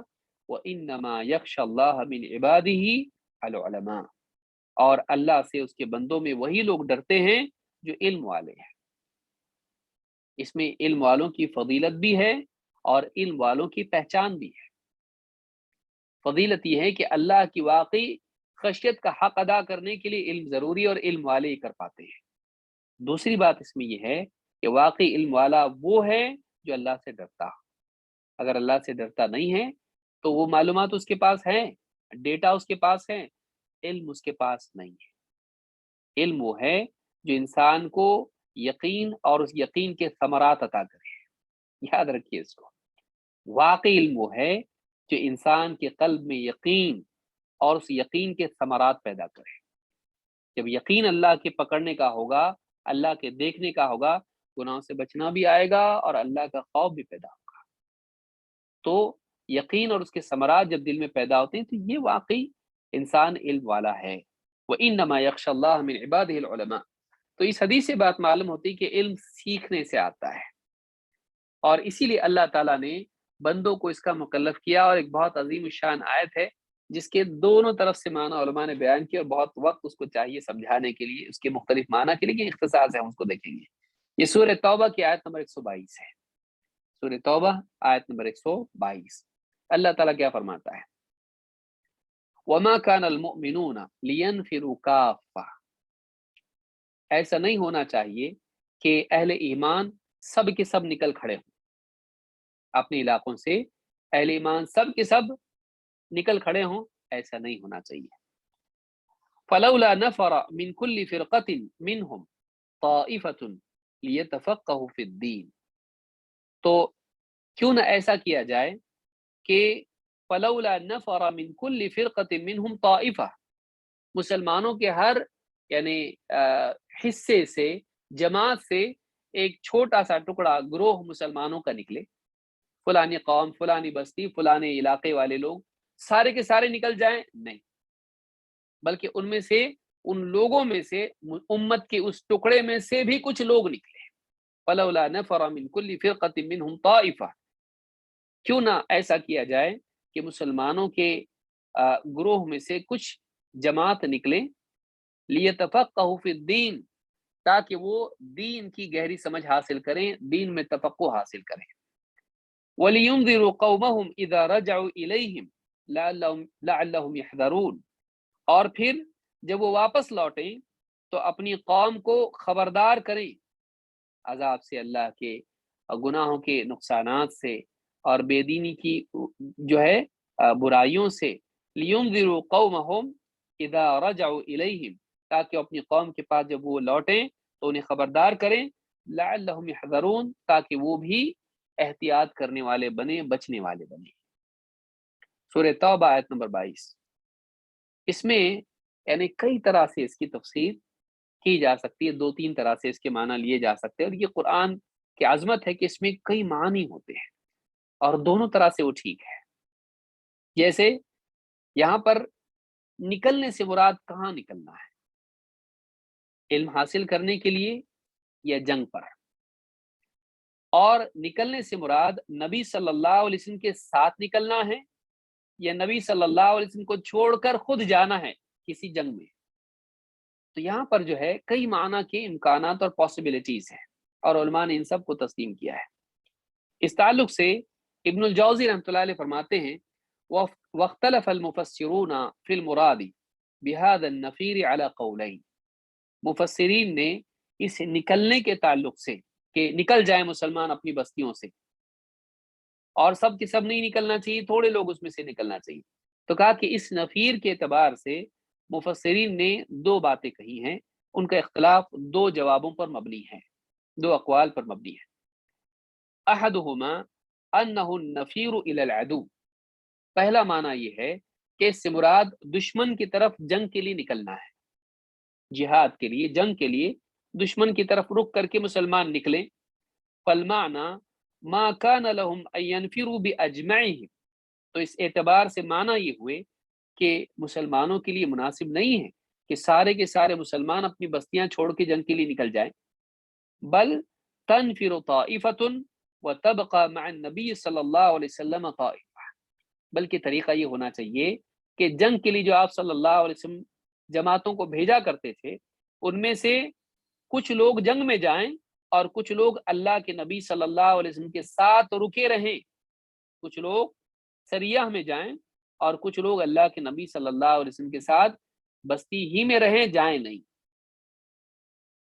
لیتفقہوا فی الدین، تاکہ وہ دین کی گہری سمجھ حاصل کریں. سے مراد کیا ہے؟ یعنی الفرقۃ القاعدین، کہتے ہیں مراد اس سے رکنے والے لوگ ہیں. یہ نہیں کہ سارے کے سارے لوگ جنگ میں چلے جائیں، بلکہ کچھ لوگ جنگ میں جائیں تو کچھ لوگ نبی صلی اللہ علیہ وسلم کے ساتھ بھی رہیں، تاکہ وہ آپ کے پاس رہ کر، آپ کی صحبت میں رہ کر دین کا گہرا علم حاصل کریں. ایک معنی تو یہ ہے. فَإِذَا رَجَعَتِ السَّرَايَا، اور جب وہ سریہ میں جو لوگ گئے تھے، جنگ میں گئے تھے، واپس لوٹیں. وَقَدْ نَزَلَ بَعْدَ یعنی بَعْدَهُمْ قُرْآنٌ وَتَجَدَّدَ أَمْرٌ، اور ان کی جب وہ سفر میں گئے تھے تو یہاں نبی صلی اللہ علیہ وسلم پر قرآن نازل ہوا، نئے احکام آئے اور احکام میں تبدیلیاں ہوئی. اعلموہم بہ، تو یہ جو لوگ رکے تھے یہاں پر نبی صلی اللہ علیہ وسلم کے ساتھ، آنے والوں کو اس تبدیلی کی خبر دے دیں، اس کا علم ان کو سکھائیں. وَأَنذَرُوهُمْ بِهِ إِذَا رَجَعُوا إِلَيْهِمْ، اور جو اللہ تعالیٰ نے وعد و وعید کی باتیں نازل کی تو آنے والوں کو اس سے وہ خبردار کر دیں. وَهَذَا الْمَعْنَى مَرْوِيٌّ عَنِ ابْنِ عباس، کہتے یہ جو معنی ہے یہ عبداللہ ابن عباس رضی اللہ تعالیٰ عنہ سے مروی ہے. ایک معنی یہ ہے کہ جنگ میں سب کے سب نہ جائیں، تھوڑے جائیں، تھوڑے نبی کے ساتھ رہیں، نبی صلی اللہ علیہ وسلم کے ساتھ رہ کر دین سیکھیں. جب جنگ میں گئے ہوئے لوگ واپس آئیں تو یہ سیکھے ہوئے لوگ ان کو سکھائیں. ایک معنی یہ ہے. والثانی انہ النفیر الی رسول اللہ صلی اللہ علیہ وسلم، دوسرا معنی یہ ہے کہ اس بستی چھوڑ کے نکلنے سے مراد یہ ہے کہ وہ بستی چھوڑ کر نبی صلی اللہ علیہ وسلم کی طرف جانے والوں کی بات ہو رہی ہے، دین کا علم سیکھنے کے لیے. یہ نہیں کہ پوری کی پوری بستی چلی جائے دین کا علم سیکھنے کے لیے، بستی والے اپنے کچھ لوگوں کو بھیجیں نبی صلی اللہ علیہ وسلم کی خدمت میں دین سیکھنے کے لیے. بل تنفر منہم طائفۃ لیتفقہ ہؤلاء الذین ینفرون، کہ ہر بستی میں سے، مسلمانوں کے ہر طبقے میں سے کچھ لوگ نکل کے مدینہ آئیں نبی صلی اللہ علیہ وسلم کے پاس، اور آپ کے ساتھ رہ کر وہ دین کا گہرا علم حاصل کریں جو باہر نکلے ہیں. وَلِيُنذِرُوا قَوْمَهُمْ الْمُتَخَلِّفِينَ، اور کہتے ہیں کہ جب یہ دین سیکھ لیں نبی صلی اللہ علیہ وسلم کی صحبت میں رہ کر تو پھر واپس جا کر جس علاقے سے وہ آئے ہیں ان کو دین کی باتیں سکھائیں. کہتے ہیں ھذا قول الحسن، یہ حسن بصری رحمۃ اللہ علیہ کا قول ہے، اور کہتے ہیں کہ وہ ہوا اشبہ بظاہر الآیہ، اور کہتے ہیں کہ آیت کے ظاہر سے یہی زیادہ قریب دکھائی دیتا ہے، مشابہ ہے، آیت کے ظاہر کے مطابق یہ زیادہ دکھائی دیتا ہے. کہتے فعلی القول الاول، کہتے پہلے قول کے مطابق یکون نفیر هذه الطائفة مع رسول اللہ صلی اللہ علیہ وسلم ان خرج الى غزات او مع سرایاه، کہتے پہلے قول کے مطابق یہ جو نکلنے والے لوگ ہیں یہ رسول اکرم صلی اللہ علیہ وسلم کے ساتھ ہیں. کہتے کہ ان خرج الى غزات، کہ اگر آپ بھی جنگ میں نکلتے ہیں تو آپ کے ساتھ وہ نکلے. یہ تیسری صورت ہے اگر دیکھا جائے تو، کہ تیسری صورت یہ ہے کہ اگر اللہ کے نبی صلی اللہ علیہ وسلم جنگ میں جا رہے ہیں خود، تو پھر یہ نہیں کہ پوری بستیاں نکل جائیں آپ کے ساتھ، کچھ مسلمان علاقے میں بھی رہیں اور آپ کے ساتھ کچھ لوگ جائیں. پھر آپ کی صحبت میں جو نیا علم انہوں نے حاصل کیا اور آیتیں نازل ہوئی، واپس جب لوٹیں تو بستی میں جو لوگ رکے ہوئے تھے ان کو نہیں معلوم تھا، آنے کے بعد یہ اپنی اپنی بستیوں میں جا کر اپنے خاندانوں میں، اپنی بستیوں میں وہ علم تقسیم کریں جو انہوں نے نبی صلی اللہ علیہ وسلم کے ساتھ نکل کے صحبت میں حاصل کیا.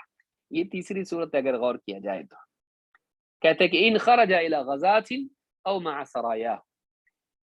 وعلى القول الثاني يكون نفير الطائفة الى رسول الله صلی اللہ علیہ وسلم لاقتباس العلم، اور دوسرے قول کے مطابق کہتے ہیں کہ یہ نکلنے والے لوگ اللہ کے رسول صلی اللہ علیہ وسلم کے پاس پہنچنے والے لوگ ہیں اور آپ سے علم حاصل کرنے والے ہیں. زاد المسیر میں بات ابن الجوزی نے کہی. آپ آیت پر غور کریں کتنی زبردست آیت ہے، یہ بھی اس میں ہے وہ بھی اس میں ہے، آیت ایک ہی ہے لیکن ان تمام احوال کا احاطہ کرتی ہے. تین حالتیں. ایک، اللہ کے نبی صلی اللہ علیہ وسلم جنگ میں جا رہے ہیں، سب کے سب جائیں نہیں، پھر مدینہ میں کون رہے گا، بستیوں میں کون رہے گا، دشمن حملہ کر دے تو کیا کریں گے. آپ صلی اللہ علیہ وسلم کے ساتھ سارے لوگ نہ جائیں، کچھ لوگ جائیں، لیکن صرف جنگ نہیں ہو، اس دوران میں جو علم حاصل کریں نبی صلی اللہ علیہ وسلم کے ساتھ، جنگ کے دوران بھی دیکھیے علم کی اہمیت، تفقہ کی اہمیت، جنگ کے حالات میں اس سفر میں بھی آپ کے ساتھ رہ کر علم حاصل کریں، پھر واپس اپنی بستیوں میں آ کر لوگوں کو سکھائیں۔ یہ ہوئی پہلی صورت۔ نمبر 2، اللہ کے نبی صلی اللہ علیہ وسلم نہیں گئے بلکہ آپ نے لوگوں کو بھیجا۔ تو یہ نہیں کہ جانے والوں کے ساتھ جنگ میں سارے لوگ نکل جائیں، نبی صلی اللہ علیہ وسلم کے ساتھ کون رہے گا؟ کچھ لوگوں کو آپ کے ساتھ رہنا چاہیے۔ کیوں؟ دین کا علم حاصل کرنے کے لیے اور آپ کی حفاظت کے لیے بھی۔ تو جو لوگ گئے ہیں ان کو نہیں معلوم کیا تبدیلیاں ہوئی، نئے احکام آئے، آیات، احادیث اور اتنی ساری مجلسیں۔ تو وہ لوگ جو گئے ہیں واپس جب لوٹیں گے تو جو لوگ نبی صلی اللہ علیہ وسلم کے ساتھ تھے وہ آنے والوں کو سکھائیں گے۔ تیسری صورت، بستی پوری کی پوری مدینہ نہیں آئے اٹھ کے، بلکہ ہر بستی والے اپنے پاس سے صلاحیت مند لوگوں کو بھیجیں نبی صلی اللہ علیہ وسلم کی خدمت میں۔ جیسا کہ وفود آتے تھے تو آپ کی خدمت میں کچھ لوگ آئیں، قافلے آئیں، اور کچھ لوگ آ کے آپ کے پاس رہیں، دین کا علم حاصل کریں، واپس جا کے اپنی بستی والوں کو سکھائیں۔ یہ تیسری صورت ہوئی۔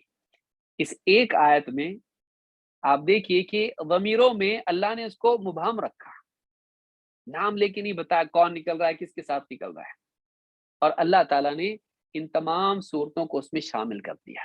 ان تینوں صورتوں کو اس میں شامل کیا جا سکتا ہے۔ تو یہ جو آیت ہے یہ تفقہ فی الدین کے بارے میں ہے، اور اس میں آپ دیکھیں کہ اللہ تعالیٰ نے کہا لیتفقہوا فی الدین۔ تفقہ یہ آدمی کا اپنا عمل ہوتا ہے تاکہ وہ دین کی گہری سمجھ حاصل کریں۔ معلوم ہوا کہ یہ نہیں آدمی کہہ سکتا ہے بھئی اللہ نے ہم کو نہیں دیا تو ہم کیا کریں، علم ہم کو گہری سمجھ نہیں دیا اللہ نے تو ہم کیا کریں۔ تو اللہ نے نہیں دیا کہ شکایت تو نہیں کر سکتا ہے، تجھ کو بھی علماء کی صحبت میں رہ کر قرآن و سنت کا گہرا علم حاصل کرنے کی کوشش بھی کرنا چاہیے۔ اس لیے کہ حدیث کیا بتا رہی، پچھلی حدیث، انما العلم بالتعلم، علم سیکھنے سے آتا ہے، آنکھیں بند کر کے دھیان گیان کرنے سے نہیں، مکاشفہ اور اسی طرح سے یہ چیزیں کرنا، میڈیٹیشن کرنے سے علم نہیں آتا۔ علم آتا ہے علماء کی صحبت میں رہ کر قرآن و سنت کا علم حاصل کرنے سے، دلائل کو سیکھنے اور ان کے معنی، معارف، مقاصد سیکھنے سے، ان کی حکمتیں، گہرائیاں سیکھنے سے، اس سے علم آتا ہے۔ تو یہ نہیں کہ جیسے بعض صوفیوں کے ہاں ہوتا ہے کہ فلانا صوفی جو ہے چادر اڑا دیے تو علم آ گیا، سینے سے لگا دیے تو علم آ گیا۔ امام عبدالرزاق رحمۃ اللہ علیہ جو ہیں حدیث محدث سے بڑے، ان کے بارے میں ایک واقعہ ہے مستقل کہ مسجد میں بیٹھے حدیث کا درس دے رہے تھے، تو فلاں صاحب گئے کے پاس گئے تو ایک نوجوان کونے میں بیٹھا ہوا ہے اور سر جھکا بیٹھا ہوا ہے۔ جا کے پوچھا کہ وہاں جاتے نہیں، بیٹھتے نہیں اس مجلس کے اندر؟ کہا کہ وہاں وہ لوگ ہیں جو رزاق کے عبد سے، عبد الرزاق سے، امام محدث کا نام کیا ہے؟ عبد الرزاق، یعنی رزاق کا بندہ۔ تو کہا کہ وہاں وہ لوگ ہیں جو حدیث کا علم حاصل کر رہے ہیں، جو رزاق کے بندے سے حاصل کر رہے ہیں علم۔ یہاں میں جو بیٹھا ہوں، یہاں جو بیٹھا ہے وہ ڈائریکٹ رزاق سے سیکھ رہا ہے۔ حدثنی قلبی اور ربی، میرے دل نے میرے رب سے روایت کی۔ یہ ساری فضولیات جو ہیں یہ صوفیوں کے ہاں آپ کو ملیں گی کہ ہم جو ہے، تم نے کس سے علم حاصل کیا؟ راویوں سے جو ایک کے بعد ایک دنیا سے چلے گئے، حدثنا حدثنا حدثنا حدثنا، اوپر تک تم جاتے ہو، سب کے سب مر گئے۔ ہم نے اس سے علم حاصل کیا جو زندہ ہے، رب العالمین۔ تو سند کیا ہے؟ مطلب میں نے اللہ سے علم حاصل کیا، رسول کی طرح تیری سند ہے، محمد صلی اللہ علیہ وسلم کی طرح تیری سند ہے کہ آپ نے بھی اللہ سے علم حاصل کیا اور تو نے بھی علم حاصل کیا اللہ تعالیٰ، بلکہ اللہ کے رسول کے لیے تو جبریل بھی بیچ میں آ رہے ہیں، تیرے لیے تو وہ بھی نہیں، اتنا آگے بڑھ گیا تو یہ خرافات صوفیوں میں آپ کو ملیں گی۔ اللہ تعالیٰ کسی کو دین کی سمجھ دے یہ تو ہم مانتے ہیں، لیکن یہ کہ سرے سے علم ہی اللہ کی طرف سے آنے لگے اور وہ قرآن و سنت کا علم اس سے اعراض کر کے اپنے دل کے حالات اور احوال اور اس طرح کی جو واردات ہیں اس کے قلب پر، ان پر اعتماد کرنے لگے، یہ گمراہ ہے، یہ ملحد آدمی ہے، یہ گمراہ آدمی ہے۔ جیسے لوگ کہتے ہیں نا بھئی تمہارا علم کیا ہے؟ سفینہ در سفینہ ہے، سفینہ بسفینہ ہے۔ ہمارا علم کیا ہے؟ سینہ بسینہ ہے، اس کے دل سے اس کے دل میں ہے، اس کے دل سے اس کے دل میں ہے۔ تو اس طرح کا جو علم ہمارے یہاں پر ہے، کھانے پینے میں نہیں ہو ایسا، لیکن کیا ہے، علم کے معاملے میں ایسا ہے۔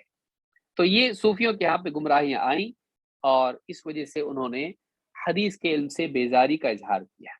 آگے ہم دیکھیں گے انشاءاللہ، میں سمجھتا آج ہم لوگ رک جائیں گے اس پر ہی، آگے ہم دیکھیں گے اگلے درس میں۔ میں اس کو تھوڑا تفصیل سے لینا چاہتا ہوں، اس لیے کہ بہت ساری چیزوں کی بنیاد ان احادیث میں اور ان نصوص میں، دلائل میں ہم کو ملے گی انشاءاللہ، جس سے ہمارے اندر قرآن و سنت کا علم حاصل کرنا کتنا ضروری ہے اس کا احساس بھی پیدا ہوگا۔ تو یہ حدیث بتاتی ہے یہ کہ انما العلم بالتعلم والفقہ بالتفقہ، علم سیکھنے سے آتا ہے، اور دین کا گہرا علم تفقہ سے آتا ہے، یعنی اس کی گہری سمجھ حاصل کرنے کی کوشش سے ہے۔ معلوم ہوا کہ یہ کوشش بھی آدمی کو کرنی چاہیے، اور تفقہ کا مدار یہ نہیں کہ فرضی مسائل آدمی گھڑتے بیٹھے، بلکہ تفقہ کا مدار قرآن و سنت پر ہے، کہ جو باتیں اللہ نے بیان کی، جو رسول اکرم صلی اللہ علیہ وسلم نے بیان کی، ان کے اوپر بنیاد رکھ کر علم حاصل کریں کہ اس کا مطلب کیا ہے، اس کی مراد کیا ہے۔ اللہ تعالی ہم سب کو سمجھ عطا فرمائیں، اور قرآن و سنت کا گہرا علم حاصل کرنے اور دین میں تفقہ حاصل کرنے کی توفیق عطا فرمائیں۔ مزید اس تعلق سے بہت ساری باتیں انشاءاللہ اگلے درس میں ہم اس کو سمجھنے کی کوشش کریں گے۔ اقول هذا واستغفر اللہ لی ولکم۔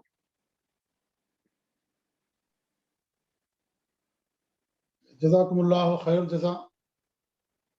اللہ تعالیٰ ان تمام کلمات کو، دینی باتوں کو شیخ محترم کے کلمات میں بلندی کا ذریعہ بنائے، اور جیسا کہ شروع میں اعلان کیا گیا تھا کہ آئندہ 3 ہفتوں کے لیے انشاءاللہ جو ہماری ٹائمنگ ہوگی تھوڑی سی اس کے اندر چینجنگ کی گئی ہے، اور ٹائمنگ جو ہے آنے والے 3 ہفتوں کے لیے وہ یہ ہے کہ 5:10 سے 6:35 سعودی عرب، اور انڈیا کے ٹائم کے مطابق 7:40 سے 9:05، 7:40 سے 9:05، کیونکہ نماز کے اوقات میں کچھ تبدیلی آ رہی ہے، تو اس کی بنا پر تبدیلی کی جا رہی ہے۔